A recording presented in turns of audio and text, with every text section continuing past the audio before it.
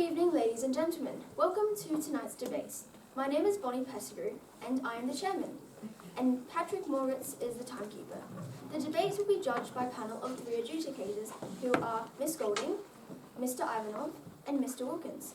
The topic of this debate is that Australia should adopt 15-minute cities. The affirmative team seated to my right is from Pembroke, and the negative team seated to my left is from Westminster. The speaking time for this debate is 6 minutes, with a double bell at the end of your speaking time. A warning bell will ring once at 5 minutes. A continuous bell will ring 30 seconds after the final bell. Please switch off your mobile phones and other electronic devices. I declare this debate open. I call upon the first affirmative speaker, Amy Song.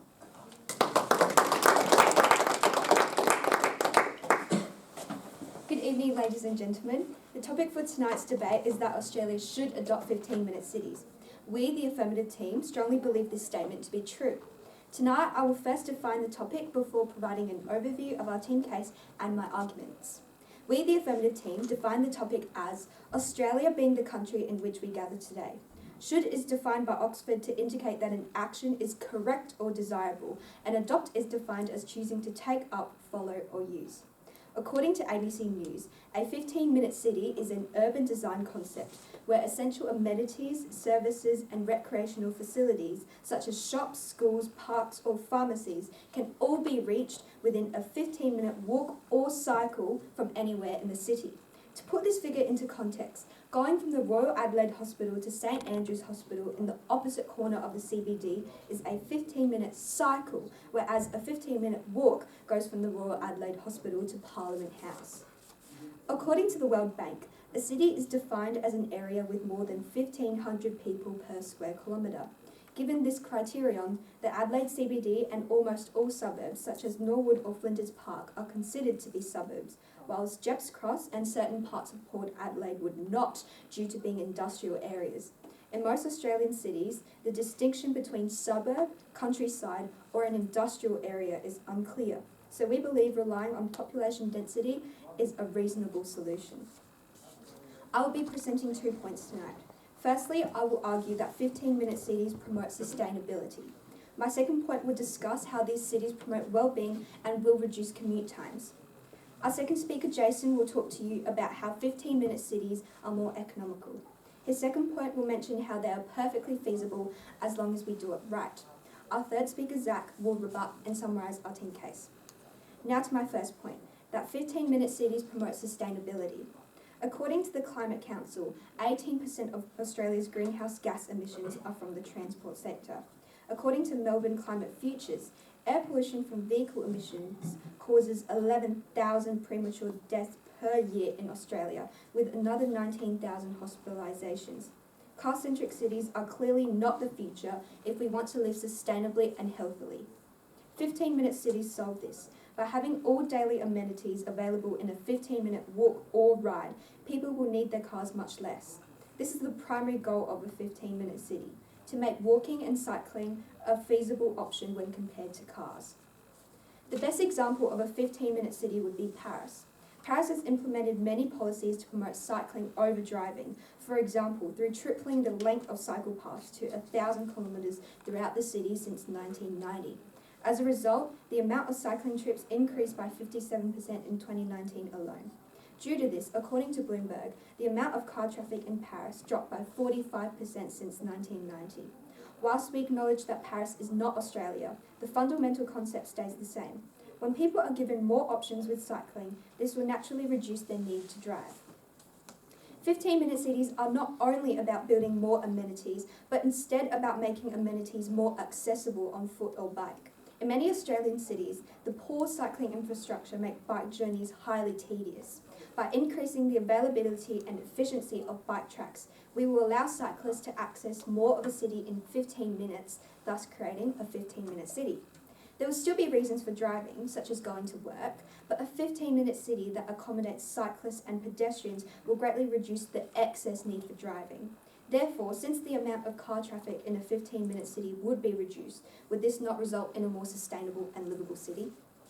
This leads me to my second point, that 15-minute cities will promote well-being.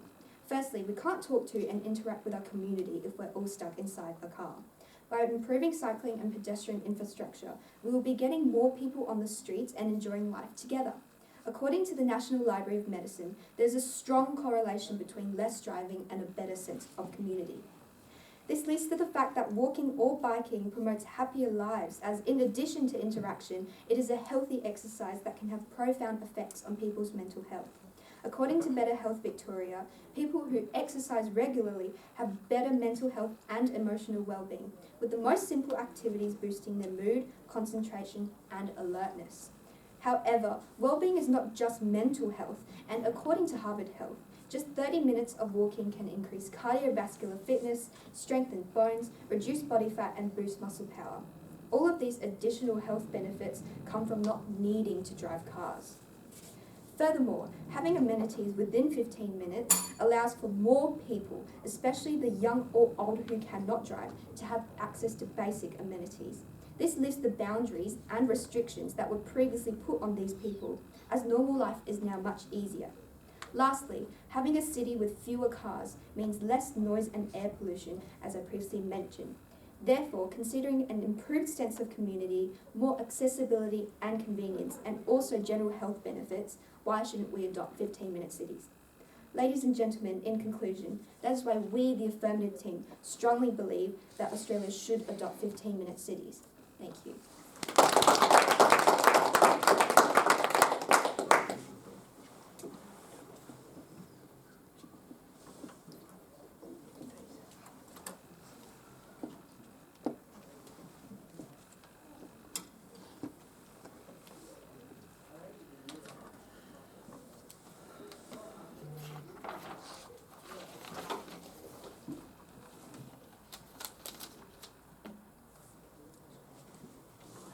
I call upon the first negative speaker, Olivia Falk.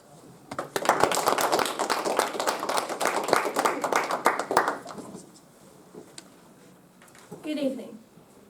Madam Chairman, ladies and gentlemen, the topic for our debate is that Australia should adopt 15-minute cities.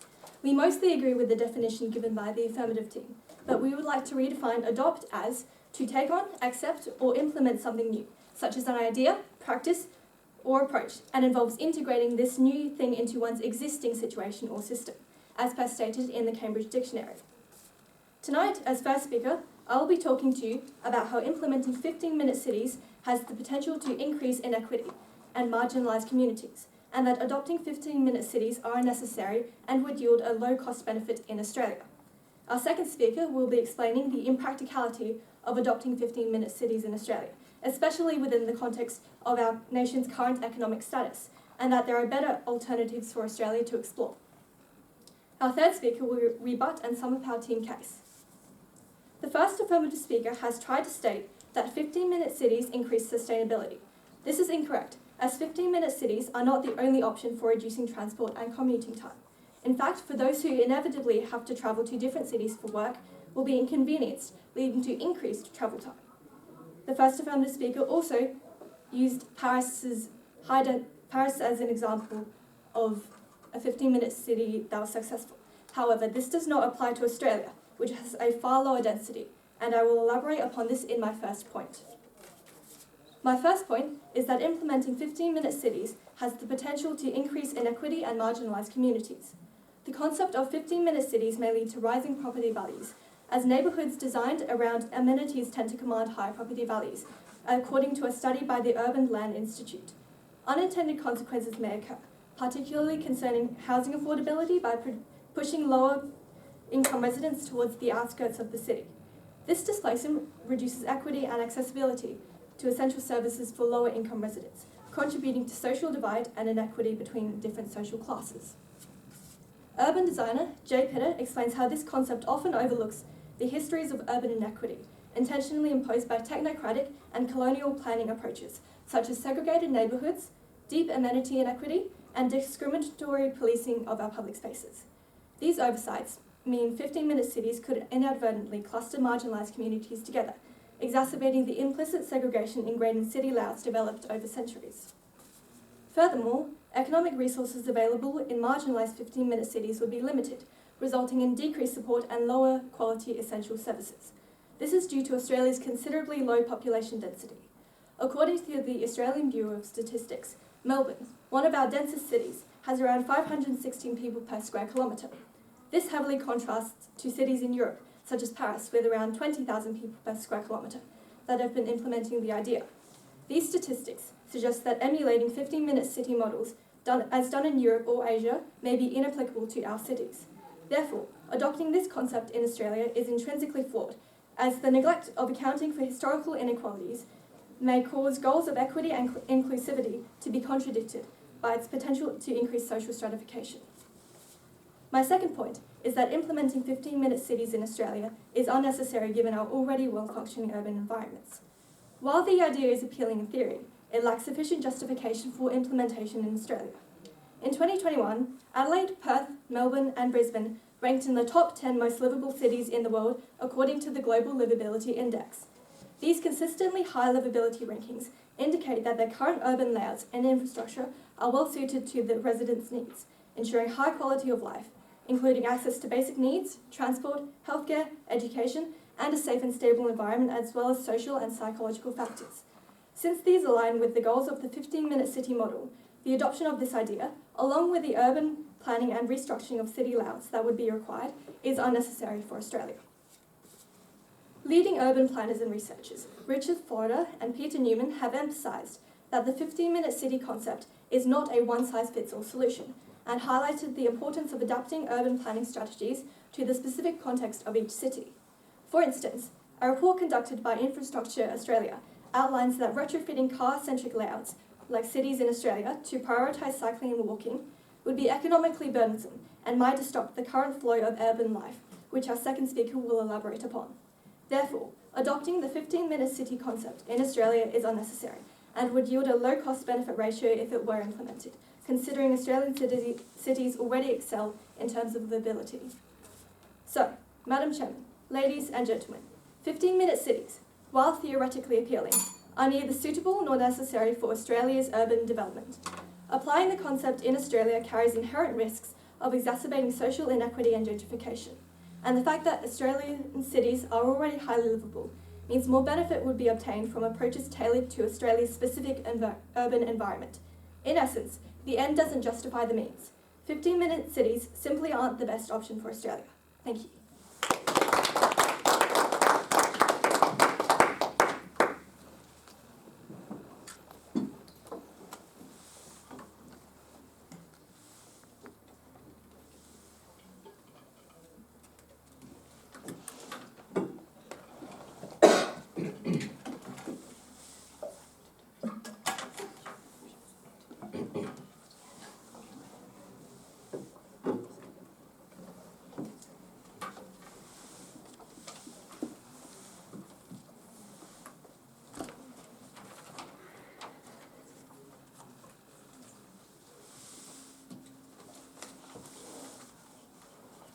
I call upon the second affirmative speaker, Jason Kane.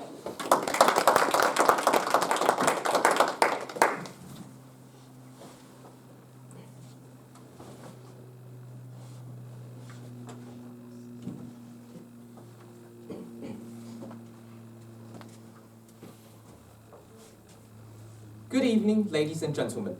The topic for tonight's debate is that Australia should adopt 15-minute cities. We, the affirmative team, strongly agree with this statement. First, I will rebut some of the negative team's points before talking to you about my points. The negative team's first speaker has tried to tell you that Melbourne's population density is at 500 people per square kilometre, whereas Paris has 20,000. Using common sense, how is Paris 40 times more dense than Melbourne? According to ID City Profiles, the density of Flinders Park, the suburb which we are in right now, is currently 2,200 people per square kilometre. The negative team's first speaker has also tried to tell you that 15-minute cities contribute to wealth segregation. This is not true. 15-minute cities can actually be a way to improve lower income communities. By increasing the efficiency of walking and cycling, we would offer these suburbs a cheaper and more convenient mode of transport.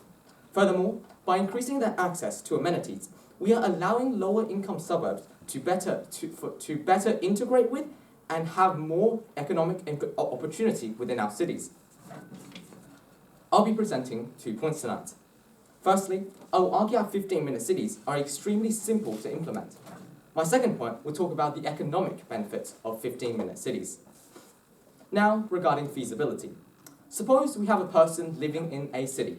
Let's draw a circle around them that represents the area they could cover if they cycle for 15 minutes. Adopting a 15-minute city doesn't necessarily mean we need to dot this circle with more amenities.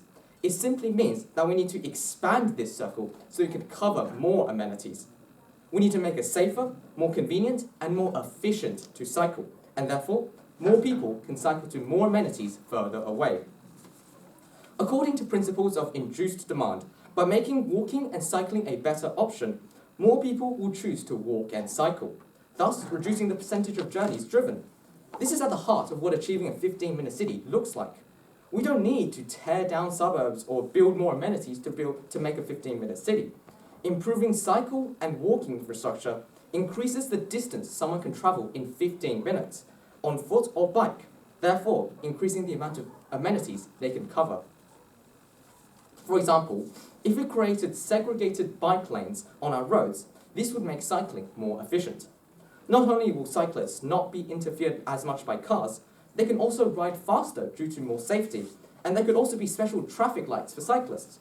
This is a simple solution to allow people to cycle further in 15 minutes.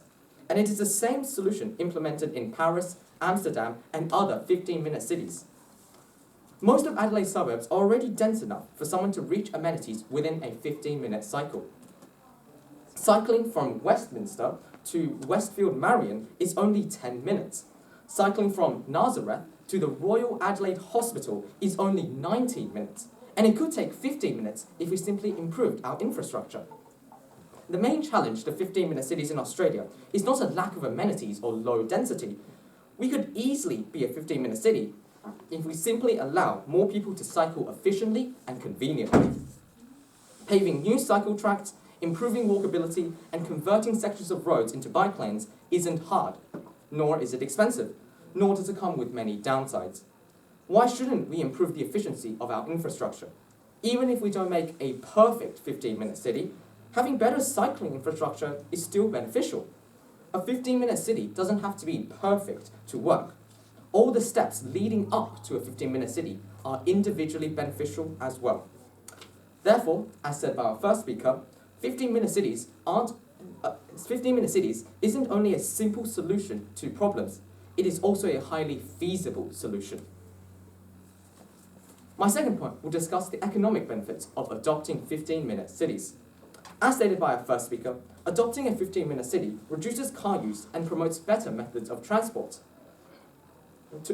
While walking and cycling is very beneficial for small business, it's much easier to enter a cafe and pick up a cup of coffee if you're on foot or bike, rather than if you were stuck in a metal box looking for a car park. According to a study from the London Metropolitan University, a bike-friendly environment increases business sales in an area by 25%. While cycling isn't the only aspect of a 15-minute city, it's the most important and also the most common path most cities take, as per my first point. Furthermore, according to a study by the University of Queensland, if cycling rates in Australia were similar to Europe, we would save $227 million per year in health costs, with an additional $64 million from less traffic congestion. In a 15-minute city, since cycling would be more efficient, this would save space on our roads. A cyclist takes up less space than a car, so therefore, everyone will benefit from a 15-minute city. Even if our cycling rate is half that of Europe, that would still be an extra $140 million saved from our economy. Moreover, according to the Australian Automobile Association, the average Australian spends $5,000 per year on petrol. If we adopt a 15-minute city, many people will now have access to a more cheaper and more convenient mode of transport, and potentially save thousands of dollars. This especially helps lower income communities where car journeys are the most prevalent. All of these economic benefits are impressive enough, and they aren't even considering the improvements in quality of life, as per our first speaker. Therefore, why shouldn't we adopt 15-minute cities when there is a strong academic consensus that this will benefit our economy? Ladies and gentlemen, in conclusion, this is why we, the Affirmative team, strongly believe that Australia should adopt 15-minute cities. Thank you.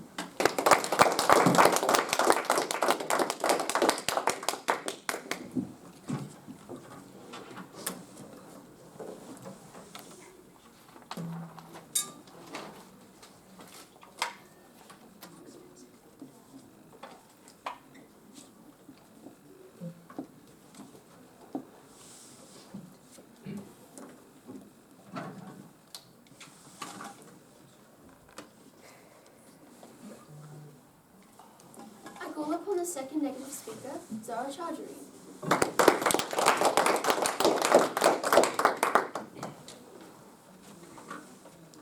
Good evening, Madam Chairman, ladies and gentlemen. The topic for tonight's debate is that Australia should adopt 15-minute cities. We, the negative team, reiterate the definition as follows. Adopt as to take on, accept, or implement something new, such as an idea, practice, or approach, and involves integrating this new thing into one's existing situation or system, as per stated by the Cambridge Dictionary. And we, the negative team, fervently refute this topic. Before I go on with my arguments, I'd first like to point out the many flaws in the opposition team's case. The opposition has stated that 15-minute cities would result in less noise and air pollution and increased sustainability, which is why Australia should adopt it. This statement is heavily flawed, as building or even altering existing cities would increase emissions instrumentally by the need to completely reconstruct our already excelling nation. The first affirmative team has proposed that Paris as an example on how the fundamentals are same and therefore we should adopt it. This is completely wrong. As stated by our first speaker, the population density plays a huge role in how a city operates. Paris has a population density of 20,000 people per square kilometre, whereas Australia's densest city, Melbourne, has only 500. Furthermore, the opposition has argued that people would not need to travel as much if we adopt 15-minute cities. This is completely flawed, as there are many jobs that require people to travel, such as airline workers, construction workers, where it would not be feasible for them to access in a 15-minute city radius. The second affirmative speaker has also argued that these cities do not pose inequity and would improve lower-income communities. This statement is clearly flawed, as I would further elaborate. 15-minute cities would set off a chain reaction of increased property value, which would inherently increase the cost of living. Now to my first point. Now I will talk about our team's case. Our first speaker, Olivia, discussed the risks of inequity and further social marginalisation, as well as how Australia's comparatively low population density acts as a huge barrier on the effective implementation of such an urban model. Tonight, I'll be discussing 2 points, highlighting the economic downsides and how Australia should opt for a more hyper-local approach to urban planning. Now to my first point, which underscores the impracticality of adopting 15-minute cities in Australia, especially within the context of the nation's current economic status. Currently, Australia's economy is considerably unstable due to several factors, including a housing market bubble, high levels of household debt, and a decline in the country's exports. The massive financial investment demanded by such a substantial urban transformation will already strain the tight municipal, state, and federal budgets. This sentiment aligns with the findings of numerous experts, notably urban planning researcher Dr. Julie Siddell, who points out that the cost of reconfiguring cities into 15-minute models can be exorbitant, and the return on investment is not always guaranteed. As our first speaker argued, 15-minute cities would further marginalise communities and create divisions due to the rise of property values. Such inflations would set off a national chain reaction of increased living costs, as recently the ABS reported in June that housing costs increases were the main contributors to the rise of living costs. Additionally, the economic disruptions caused by the potential relocation or upheaval of businesses, especially small enterprises, could lead to financial instability within communities. Furthermore, as our first speaker emphasized, unlike cities in Europe or Asia where population density is exponentially higher and thus businesses and services are well supported, Australia's far lower density may hinder the viability of service businesses in smaller, dispersed communities. Therefore, as Professor Sarah Foster, an urban planning specialist observed, in times of economic uncertainty, prioritising such an ambitious urban model could lead to risking the financial stability of cities and their residents, which is why 15-minute city models are just not the best option for us to adopt as a nation. Now to my second point, which will outline how there are far better options for Australia to look into rather than masking all urban issues with the 15-minute city proposal. As our first speaker explained, our cities are already excelling with a high rank in the livability sector, which highlights the futility of adopting a blanket urban approach. If we were to move towards altering our city plans, Australia should reconsider the adoption of 15-minute city models and opt for a more hyperlocal approach to urban planning. Dan Hill, the strategic director of the National Innovation Agency, emphasises that any hyperlocal planning strategy must start first with a profound community engagement. He suggests that the numerous negative letters from the frightened people of the City of Melbourne voicing concerns of the 15-minute city structure can be avoided with a more systematic and holistic approach that has social relationships as the starting point, so that hyperlocal planning becomes the vehicle through which we can address questions of social or environmental justice. Furthermore, urban designer and thinker J. Pitter advocates for the bottom-up approach, allowing people to make decisions on street and neighbourhood design at a local level. This approach, based on authentic intensification, acknowledges the unique context of different cities and neighbourhoods, taking into account the issues our first speaker touched base on that arise from 15-minute city models, such as financial strain, gentrification, or even the issue of population density of each Australian city. Therefore, ladies and gentlemen, it has become evident that a hyperlocal approach would be a more practical alternative for the future of Australian cities. So, Madam Chairman, ladies and gentlemen, we should not look into 15-minute cities as evident from my case. Instead, we should explore for a more pragmatic option, such as a hyperlocal approach. Thank you.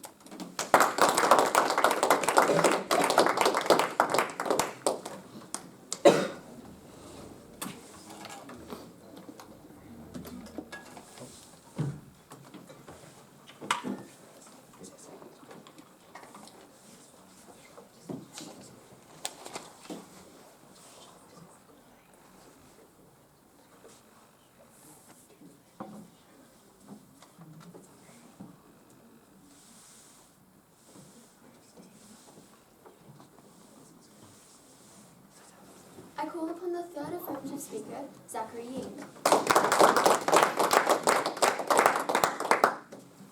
Good evening, ladies and gentlemen.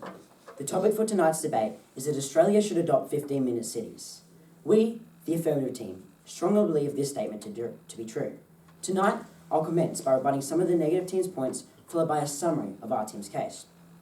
To start, I'll point out some of the flaws in the negative team's arguments.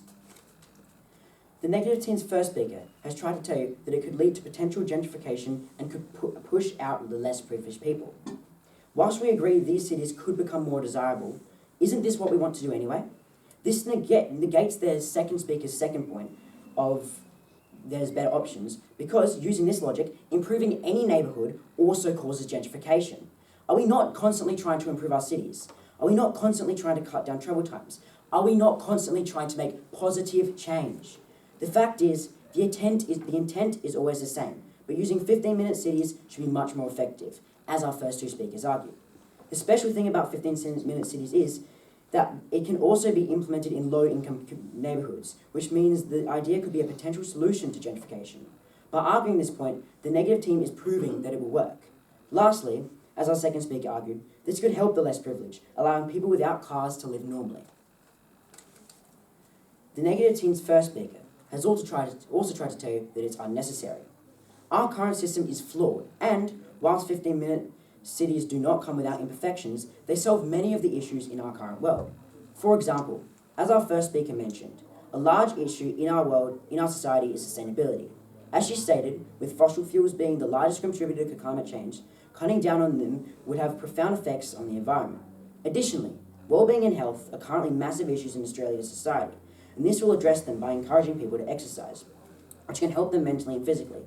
As our first speaker stated, there are 11,000 premature deaths and 19,000 hospitalisations yearly in Australia due to pollution. This clearly does not work. Lastly, We are currently in an era of peak efficiency. We are not settling for less. This system is ideal for the economy because, as our second speaker stated, cycle-friendly areas have 25% more business sales. This is because people and cars cannot easily stop to buy things. It is more of a challenge. The fact is, we can always be better. The negative team's first speaker has also tried to tell you that Australia is not dense enough. As per our definition from the World Bank, any area that has more than 1,500 people per square kilometre counts as a city.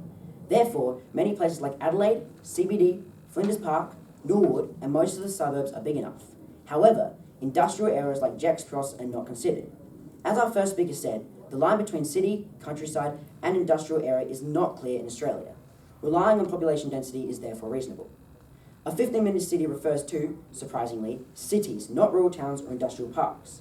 Additionally, even in a small town, working towards a 15-minute city is still beneficial. Many towns could use better cycling infrastructure or more amenities. The fact is, the places that are big enough can see the benefits from these cities, whereas the smaller ones can still have similar improvements, even if they're not as major. As our second speaker argued, we don't need to fully transform every suburb in a 15-minute utopia. By adopting the idea of a 15-minute city and working towards it, we are already helping out. In what world is some places not getting the same amount of change, negate the fact that the ones that do will have many positives. The second speaker from the negative team has rebutted our points by saying it would be bad for the environment making the systems and it would be too hard. As our second speaker stated, many places will not need that much change. It is not remaking Australia. Improving a cycle lane may be all it takes for one area to turn into a 15-minute city.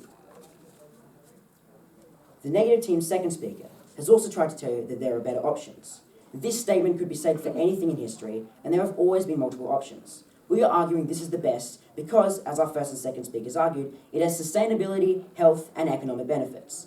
Furthermore, many of the other plans that money would be spent on instead would actually contribute to the idea of a 15-minute city, as anything that creates efficiency, which is what we are always trying to do, would add to it. Let's say the government wants to improve a bike path. That contributes to the idea of a 15-minute city. What about resurfacing a road or a building or a supermarket when it's needed? Yet again, 15-minute city. The fact is, many of the positive changes we would make anyway contribute to the idea, meaning we are already in some ways adopting this structure. And, as our second speaker talked about, this does not have to be perfect. It is unrealistic to say that every town and suburb in Australia will be a 15-minute city anytime soon. But it does not have to be. Areas with more than 1,500 people per square kilometre can easily become 15-minute cities, while smaller towns and spread out suburbs will still benefit from cycling infrastructure and more amenities. Now I will summarise our team's case. Our first speaker, Amy, spoke to you about how offering better alternatives to driving reduces the percentage of all journeys taken by car. This leads to the fact that this system causes improvements to well-being and the environment, with less need for cars and more community interaction.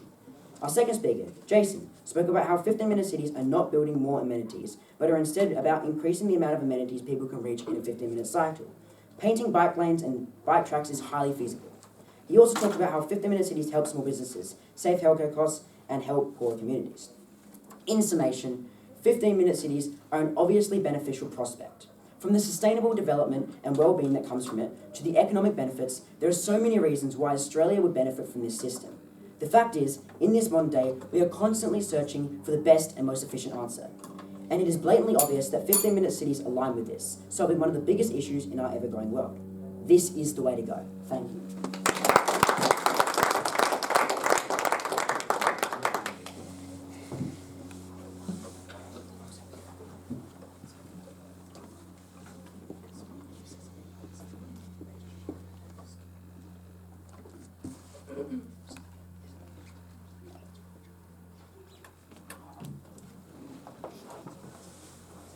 I will now call upon the third negative speaker, Dia Patel.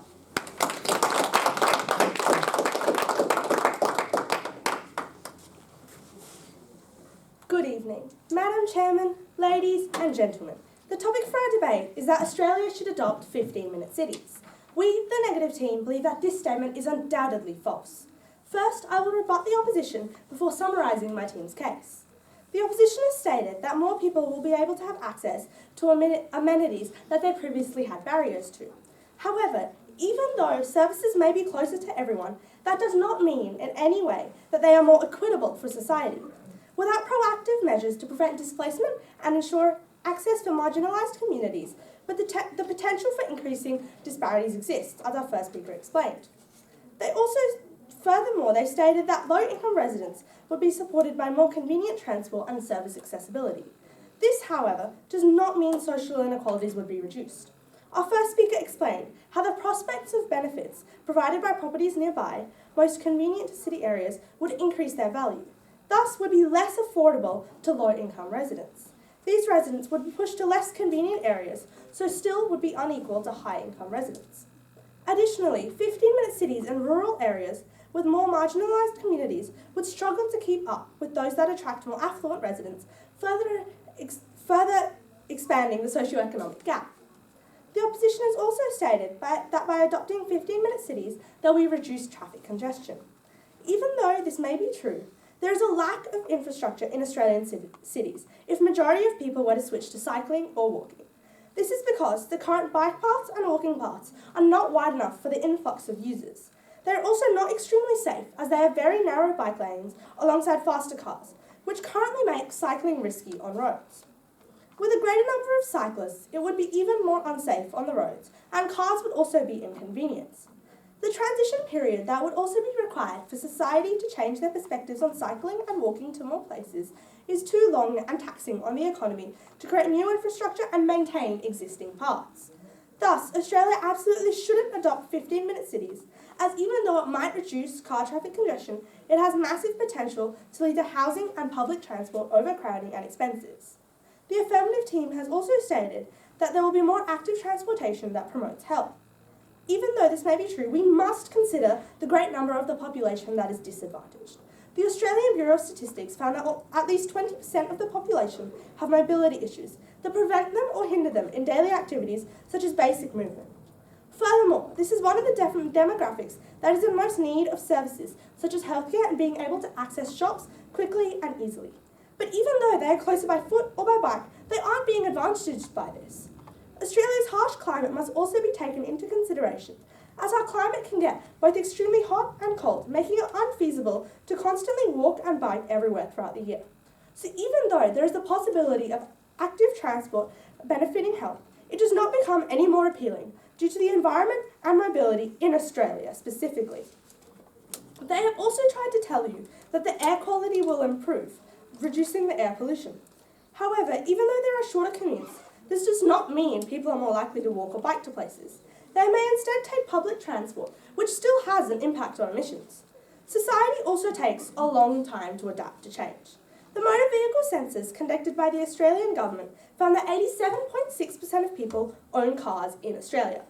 With such an ingrained car culture, and without a concurrent increase in public transportation and cycling infrastructure, the environmental benefits will not be fully realised. This is because of less investment and not enough space to maintain the roads and add extra paths.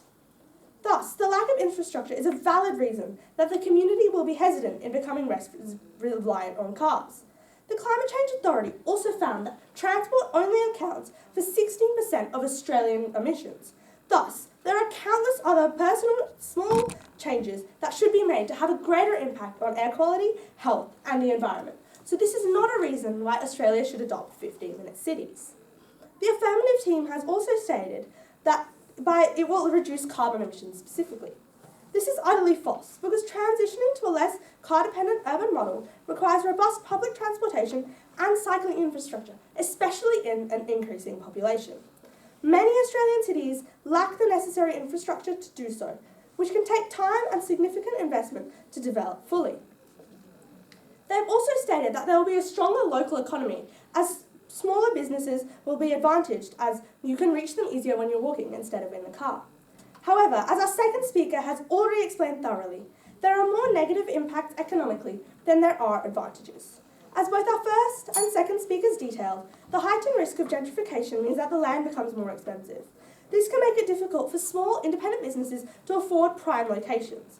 They may also be boosted due to the increased foot traffic, but the economic security will have a greater impact, as our second speaker has clearly explained, because the lessened density would also decrease the foot traffic. The opposition has also stated that our first speaker stated that the density of Melbourne was 40 times smaller than Paris. However, this is not the point. Paris is clearly more dense, making what works in an extremely dense capital city possibly too taxing on smaller cities in Australia, which is what we are talking about. Our first speaker focused on how adopting 15-minute cities in Australia will increase the inequity and marginalised communities. Her second point established that implementing 15-minute cities is unnecessary and impractical, as we are already extremely livable here in Australia. Our second speaker initially explained the impracticality of adopting 15-minute cities due to the current economic situation. Secondly, she stated that a hyperlocal approach should instead be considered in place of adopting 15-minute cities. So, Madam Chairman, ladies and gentlemen, in conclusion, we, the Negative Team, irrefutably believe that Australia shouldn't adopt 15-minute cities. Thank you.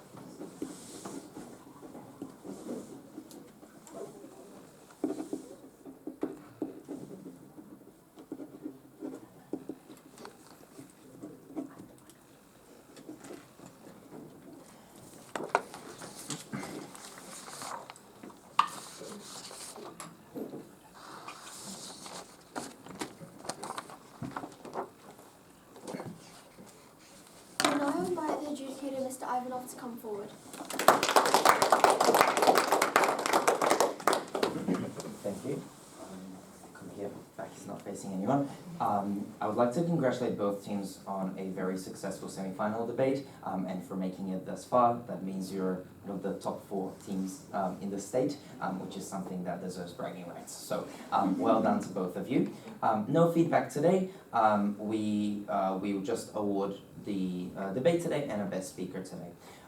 The decision today was not unanimous. It was a split decision, but we have awarded tonight's debate to the team that had a stronger case overall, which was the affirmative team today. So congratulations. We also have a best speaker award today to give to the person with the most stellar speech, which was our second affirmative speaker, Jason.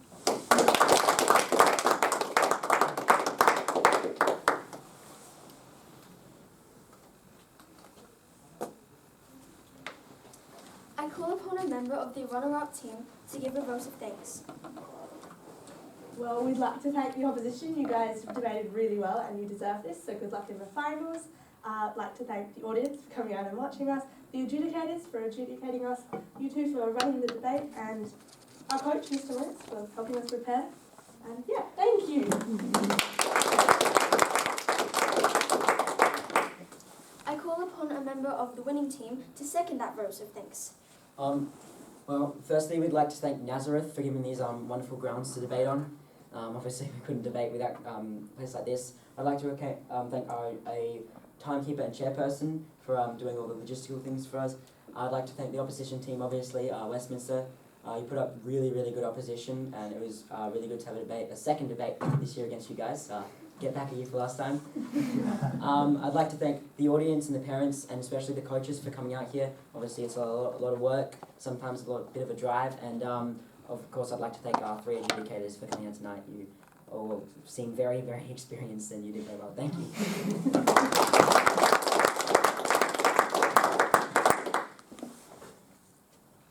Ladies and gentlemen, thank you for your attendance. I now declare this debate closed.